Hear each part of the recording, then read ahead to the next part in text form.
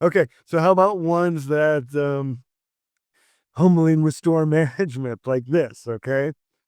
So after I left Robinson's, I went up and ran Nordstrom. I replaced Jody Hoffberg was running San Francisco. And I caught it at a really good time because that's when they were expanding like crazy. So I opened the San Francisco. I opened like 4 or 5 Nordstrom stores in Northern California, which was cool. But anyways, Nordstrom, as you know, is a different breed. The way they operate, the way they treat the customers, and in particular, the way they treated people like us as lease departments. And we were, if not the only one of only 2 departments that were. And from the moment I got there, I did not get along with the VP of stores, a guy by the name of Ray Johnson, who, as I recall, was married to one of the Nordstrom sisters, so he was a brother-in-law, and he was in charge of Northern California. And again, Nordstrom very liberal policy with customer service, and it's hard taking a 3 or 4 or 5 or $7,000 return credit is painful, you know. And again, back then when I was young and not as congenial as I might be today, I had this customer who wanted to return this coat, and I said no. And I said no, and I said no, and I had all her attempts. And then they do the thing that all those customers do, which is work way up the chain, and eventually she gets to Ray Johnson, who obviously immediately tells her he'll give her the credit. So he calls me up and he tells me to give her the credit. And in my inimitable fashion, again, back then in my 20s, I told him no, a little more sternly than that. There was this pause on the phone, and I could almost hear him leaning into the phone, and he goes, "You take that credit and you knock that chip off your shoulder, or I'll come down there and knock it off for us." Do you want that back in Nordstrom card or American Express? So that was my lesson with him then too. So, again, when you're under 30, you got to learn the hard way sometimes. Ooh. All right, I got one. Mike Lerman. Okay. You remember Mike? He was the regional merchandise manager, and as the mink buyer at the time, used to have to take tours with him to the different stores so that we could, have a better eye together on merchandise operation. This the dread of it, because you remember he was like 400 pounds. We all had similar company cars. He needed a Hummer, but he was driving a line A car, right? I remember what was his nickname? Mike Lerman's nick. The world's largest furrier. That's it.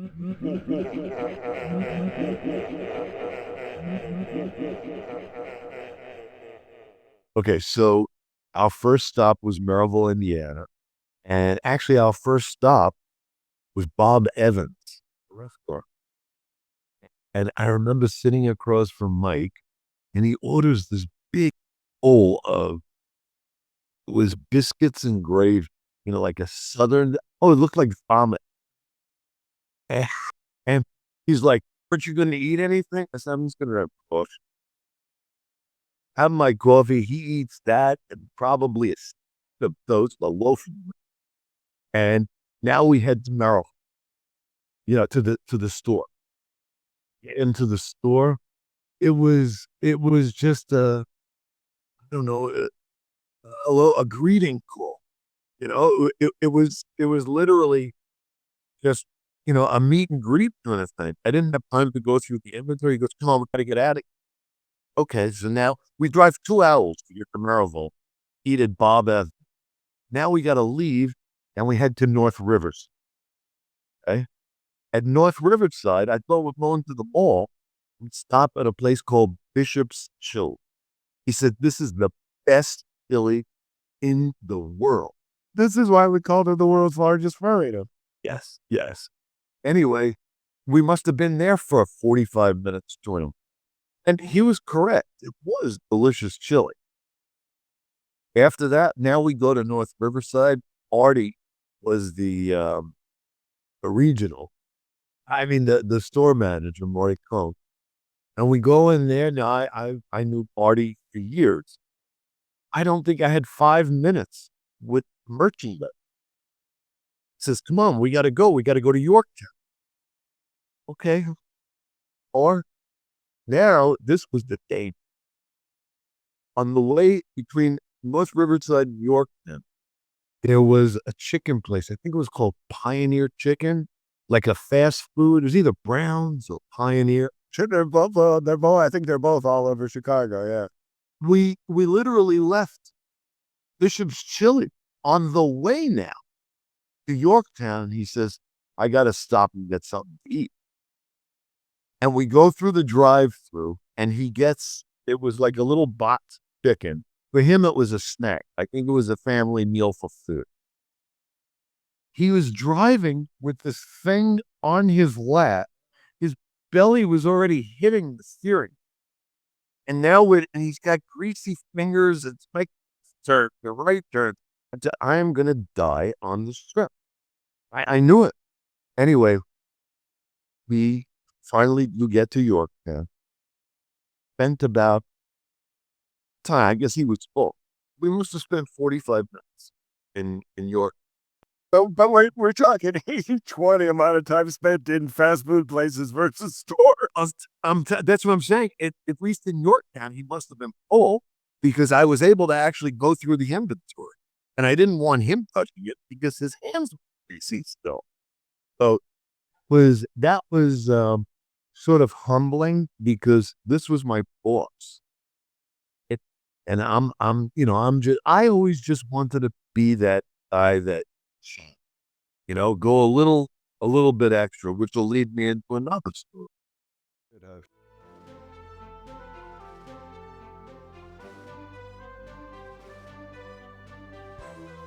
And he was tough. He was really tough there when he came out to the stores. I mean, my father worked with him for years. That's why they were so tough when they went out to the stores. In those days, those olden days, every sale, you wanted to make every sale and you had to make your numbers.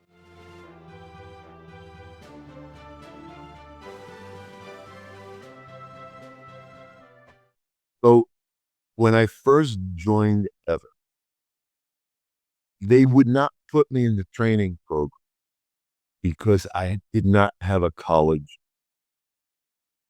I had been to 2 colleges. I never got my degree, and moved to Chicago. And my dad basically got the door open for me at Athens. I had a job there. First assignment was working in our telephone sales department. Do you remember Betty Keatak? She's the nicest woman in the world. But now I am an 18-year-old, man or boy, go ahead. And, I wanted to stand. I was in a room with, I'll say, probably 20 uneducated people.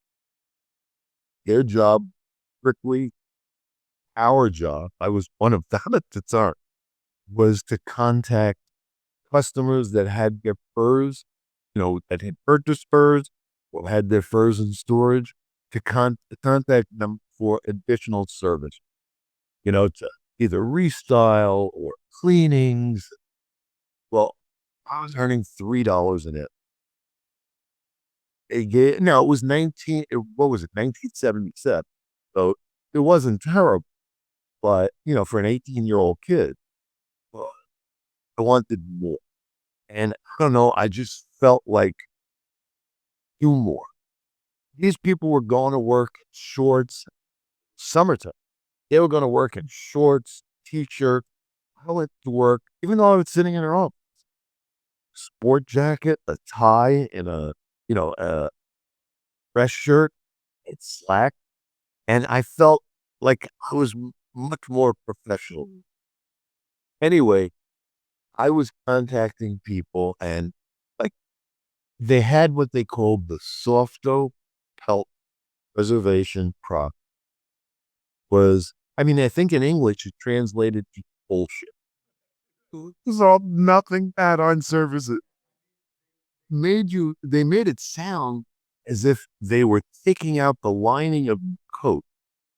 Well, they're using lanolin and lanolizing the pelt so that it stays supple and your coat's going to last forever. So it was $5.45, additionally over the charge of a cleaning, So they gave you a VIG, you got a commission by selling this. You got, I think it was either 50 cents or the 45 cents from the 545. And I felt, you know what? I need to earn more money. I'm going to really excel it. And I tell you, Scott, when I found my niche as a salesman, because everybody I spoke to, oh yeah, you that's going to preserve my coat. Yeah. And it's only $5.45. I'll do it. I have 4 coats. Do it on those 4. Okay, there's $2. Now, every single customer that I spoke with, I offered them that Soft-O-Pelt Preservation Process. And we had like cue cards on how to sell it. I threw those away. I was like, I am literally, I would say 80% of the people I spoke, the Soft-O. I spoke to like 4 or 5 people, within the hour. I was making now, not $3 an hour. I'm making $5. And I'm patting myself. I'm looking to buy new suits and stuff. Anyway, after about a month, get call from Ted Geller, who was the head of the service. And he calls me into his office. We need to have a meeting. I want you to come to the office. And I'm convinced, look at me. I'm going to get promoted. I knew that I'm watching everybody else, nobody else explorating and selling, cleaning, let alone Soft-O-Pelt Preservation Process. I'm sitting there all like, he got my award. And he says to me, Larry, we have a problem. He says to me, you're selling the Soft-O-Pelt Preservation Process. I says, yeah. I said, I'm selling it, I'm doing pretty well with it. He says, problem is, you're selling it on cloth coats too. And he says, we can get in trouble. And I thought to myself, here I am. I thought I'm going to be promoted, because I'm doing such a great job. And I got knocked down 2 notches because selling it on cloth. I was just a little pissed off because I went back to $3.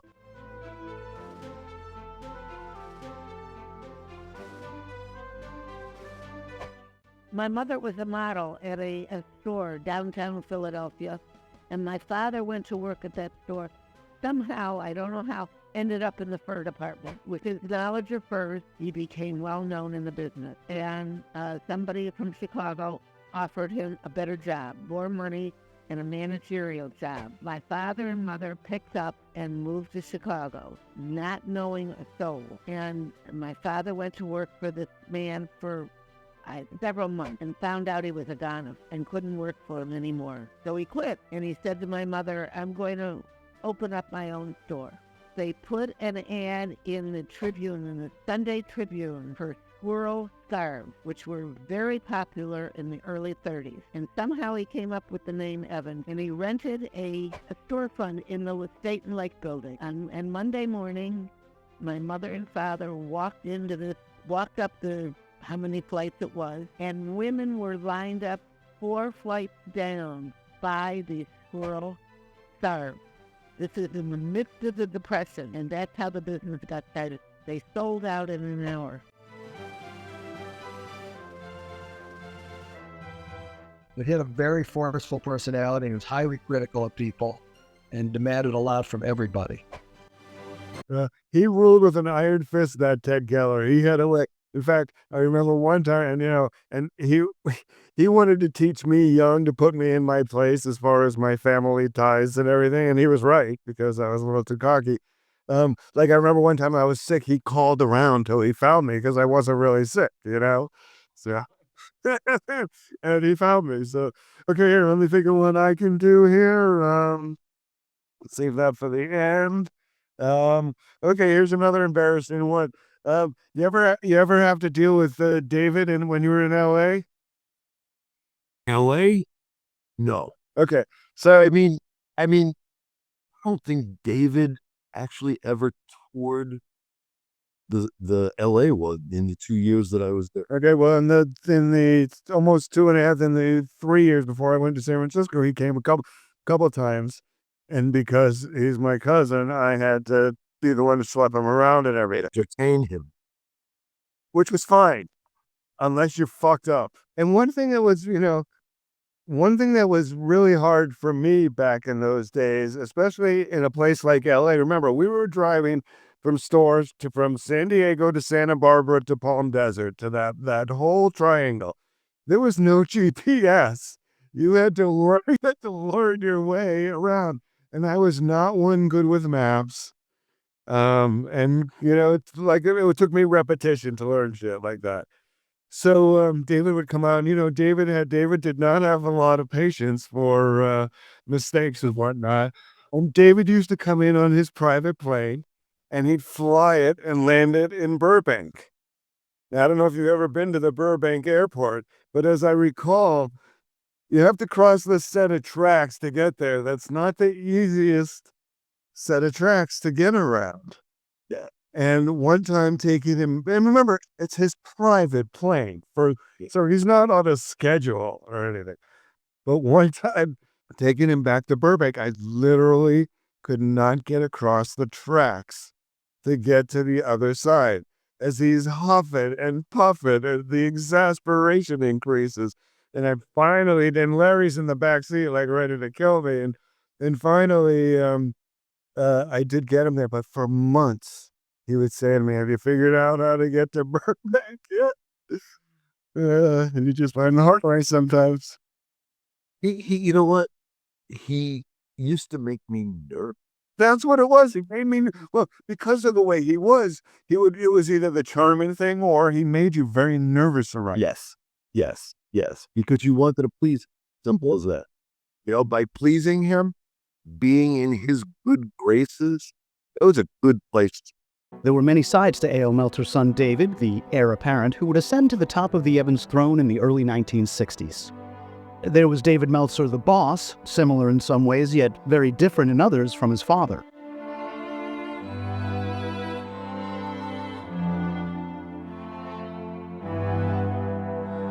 David Meltzer, the industry leader, continuing the legacy, supporting vendors and the industry at large, very different from the way he managed the company and his people.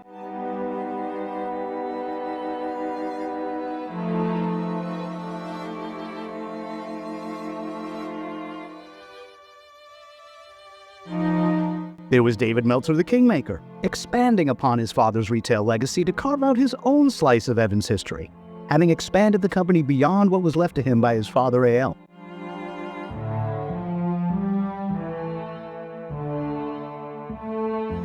And there was David Meltzer, the relative, who was clearly infected, as were many in the family, with maladies stemming from Rose and Julius Meltzer's abandonment of their 6 children, including David and his sister Marnie's father, A.L.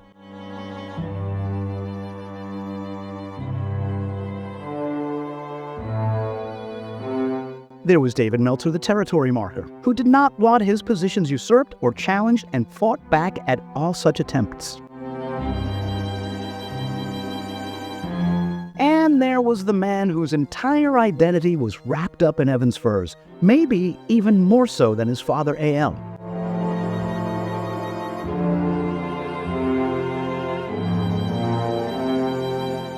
And there was that old saying, the Meltzers treat their employees like family and their family like employees. Well, it wasn't said quite that eloquently. Okay, so speaking on that same story, I'm going to, while I'm telling this story, you think about if you have any such regretful moments, okay? And this has to do with the person that we're talking about here that you and I both worked for, Larry Friedman. So Larry Friedman, when I met him, I was just out of that training program and working with all the divisionals and buyers on the 13th floor there. And Larry was one of them then. And I don't remember if that was he was the first one to go to Robinson's? Yes. Okay. So that was when we acquired Robinson's. And Larry being from California was more than Wait a second. Wait a second. He was not the first. in blow. Oh. Dan, but he was short-lived. Yeah. But Dan Blum was the first. When that time came and they sent Larry, he was more than happy to go back out because he was from San Francisco and was just happy to be in California. Subsequently, you went out as his assistant. And then when they rotated you out, I took your place as his assistant with Sylvia and her Bengals. And remember Sylvia? Yep.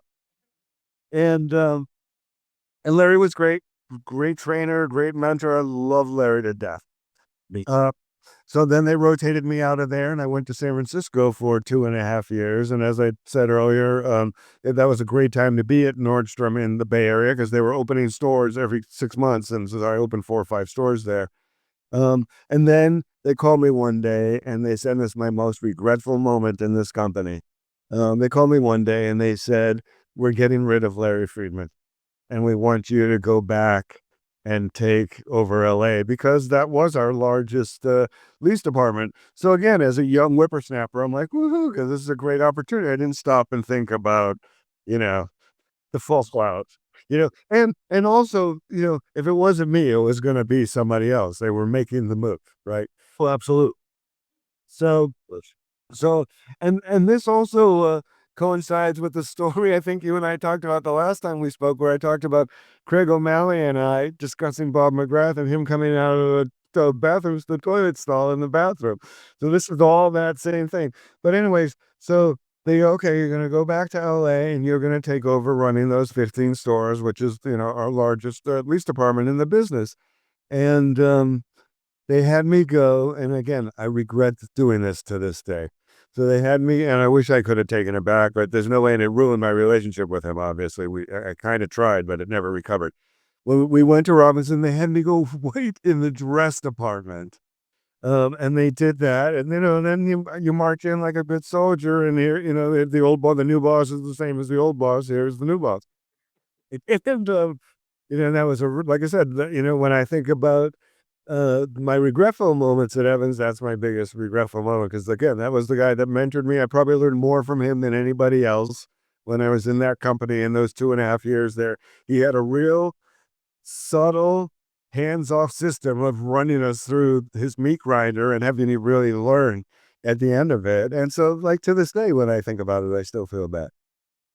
No, I can understand that. Larry was a great guy. But again, you know what? That is part of the, call it training, that Evans, or exposure and training that Evans gave us to basically, look, as the boss, you got to be capable and able to do that.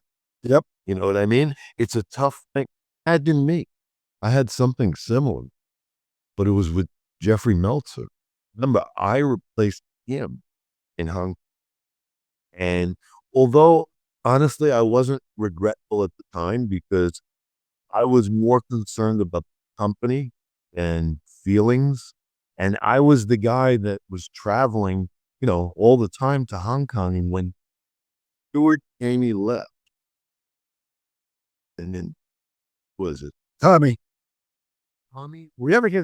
Tommy and I were living together. We were sharing a 2-bedroom condo in Chicago on the 16th floor of this gorgeous tower that we couldn't have afforded if we rented separate 1-bedroom. So yes, if somebody, I think it was Robert, said to me, Tommy Scott, because they were bringing him from New York, and we rented this apartment together, and we lived together for 2.5 years till I got engaged.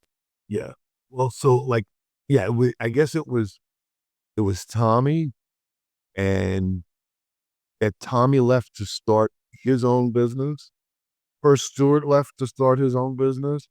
Tommy left to start his own business, and then I guess David decided you better put somebody there that's going to stay, or that has longevity with not only the company but the family. Well, and I could remember being in a factory in Korea at Samjung and showing a line. And this man was the head of the Korean fur industry and had a long, long, long relation. And the Meltzer. And when we would travel there, he would like banquets. You know, he had parades for us because we were supporting the Korean fur industry. No, Sharon told me that we would pull up in a bus or like a mini bus or whatnot to these places, and they'd have 25 or 30 people out there clapping and laughing. Yeah, that's what I'm saying. You'd have like a parade. The corporate divisional merchandise, my card stuff. It was like, a major title. And I basically, every time we made a major buy, I was there. Whether Greece or Hong Kong or New York, whatever. And it got to be, I had a young family and it was pretty tough on me, or tough on my family, right? Because I was traveling all the time. Here I am in New York. Well, I had been in Hong Kong. It was when we had a contract with the make to do the mink teddy bears. It was a gift with promotion. The first time I ever heard EWP, a gift with purchase for Mother's Day for the jewelry department. Spend $100 and get, $100 value. It's spent literally a month traveling between Greece and Hong Kong and China, trying to get these things produced. Okay. So here I am. I was in Greece and Hong Kong for about a month. I come home to Chicago where I was living, and we had to make a trip to New York. It was like a 2-week trip to New York. I remember coming home from Hong Kong. I literally say I was home for 2 days. I was there to change bags and now go to New York. I was in New York. It was the second night I was in New York. It's about 1:00 and I get a telephone call. Dave, At 1 in the morning. yeah, there was no Patty K on this call. It was just Dave. And he said to me, Larry, we need you to go to Hong Kong. I was just in Hong Kong. Well, we have a problem. Factories are not making bears that a company will. I'm supposed to be in New York for the next. They need you to do this because Frank Nemirovsky, who put together the deal, he owned the pattern for the rare bear. He's the one that he's going to sue us if we can't deliver on the make company order. It was 1:00 in the morning, so maybe 1:30 by the time I got off the phone with him. He says, we already made you a reservation. You're leaving with Furrier tomorrow morning. You're going to go to Chicago, and then you're leaving for Hong Kong following. I mean, I did whatever they asked. As we all did. I never had the opportunity to call my wife. Basically, called her when I landed. And then I'm at O'Hare, a plane home. She goes, oh, we're going to go on vacation now? This is not I said, I have to go back to Hong Kong. And she goes, what? Yeah, I got to go back. She was pissed. As bet. And hold. Huh? I bet David didn't waste time. I'm telling you, he called me at 1:00 to leave the following, like in a few hours. And I wasn't leaving until the next day. Well, one of them involves you and I. Again, so our paths have crossed here many times. So this one's a little embarrassing. When we were younger, everybody, and not that much had changed, we were big imbibers. But Larry had this gas mask with a hose that you would attach to a pipe or a bong or whatever, and you would get extremely high from it. However, one day, Larry comes with this little black box about yay big. I wish I had something off my desk I could pull and show, but like about the size of a cell phone, but thicker. And it was the motor from a fish tank engine. When you hooked it up to the pipe and the hose and the gas mask was an electric bar. It just kept forcing the hits into your mouth. Oh, it was called the executive toke. You just sat back and all you had to do was breathe. Anybody could do right. To be an expert smoker. And like, oh, we were. We were, yeah. So, anyways, that's one of my fonder memories. And one of my other fond weed memories, which you and I talked about last time on the podcast, was our friend Donald Springer. When you would go to New York to visit, to Dubai, and you would walk into his dad's place, Donald got the best, and I mean the best, Hawaiian Maui Wowie weed. He was probably getting it in Hawaii for all we know. And he would lay it out in the bathroom. And you'd go in with a little metal pipe and do a couple hits and then come back out and buy. That wasn't the old, he should rest in peace. So, again, this time where speaking wells in retail and fashion was a really special time. And when we were young and in it, it was quite a hell of a party. You have one really good David story. All right, go quick, because I think we only got 3 minutes left. So David was in Hong Kong, and the last night that he was there, David, Henry's son, he was definitely the most respected manufacturer in Hong Kong, he was the head of the Hong Kong Fur Federation. And, he was part of the meetings. And they invited me out to dinner, the three of them. And it was sort of interesting because we were almost in China. It was in Shatin. And it was like, you had to drive an hour and a half to get there. Finally, and Henry would say, oh, the best restaurant in all of it, was a vegetarian at the time. It's like, you look around and that's all they served. But they also, they had like side dishes, rice and vegetables and stuff. Well, we were there for about 3 hours. And David wasn't eating. I wasn't eating. But we were all drinking pretty heavily. And that was the first time I had ever seen David not only drink, but he wasn't eating. And, we were all pretty well hammered.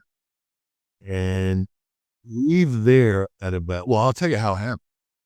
Henry drove, lost his keys.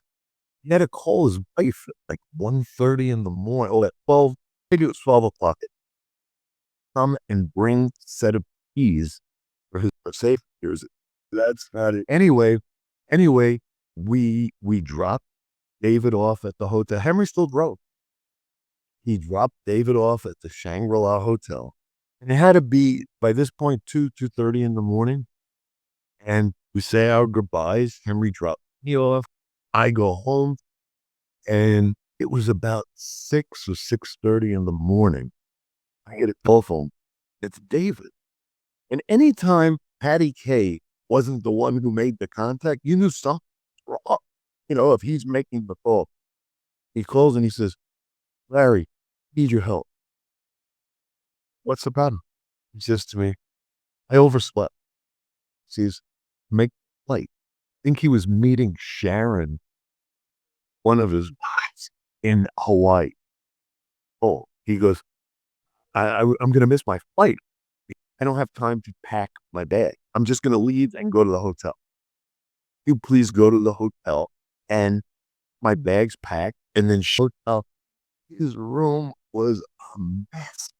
I mean, a mess. It looked like he probably had tried to, pack the stuff up. On the next episode of the Companion Podcast, in support of the film Skin on Skin, the rise and fall of the world's largest furrier. And I started seeing that they could do these knits.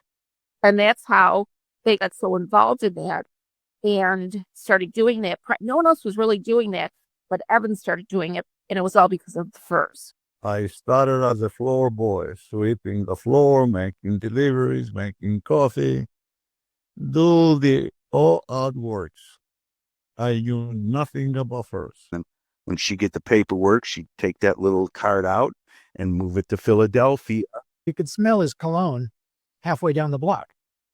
He he had this cologne made for him, and it was done with, the whole body wrap and his own essence. On the next episode of the Companion Podcast, in support of the film Skin on Skin, the rise and fall of the world's largest furrier.